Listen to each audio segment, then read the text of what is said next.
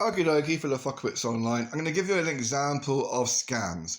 Scams are where people try to get your name, your details like your bike reg, your vehicle reg.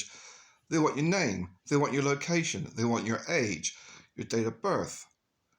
They want a profile picture. And they'll join groups and they'll do these scam things like sports bike riders and sports tourists. Let us show ourselves. Show yourself on what you ride. This way they get to see your vehicle registration. They get to know where you live, and they get to see your face. Now, if you look on the person who posted this, the name is a bit of a giveaway. And look on his profile. It's a fake profile. All the person posts in this group is, I want to see you, I want to see what you're riding, I want to see your vehicle registration. And this one, how old were you first got your first bike? So this means he wants to know your date of birth. Next post. Put down your name.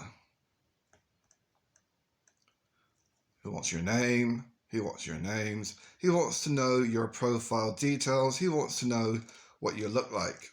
That's all this person is posting. He wants to know what you look like, what your name is, your date of birth, what country you live in, and your vehicle reg. If you're going to give these details to people online, why wouldn't you give them to Dodgy Dave down the road? If you're not going to give your profile picture, your passport details to some skunky junkie down the road, why would you put it online for the entire planet to see? This is why I love the block button.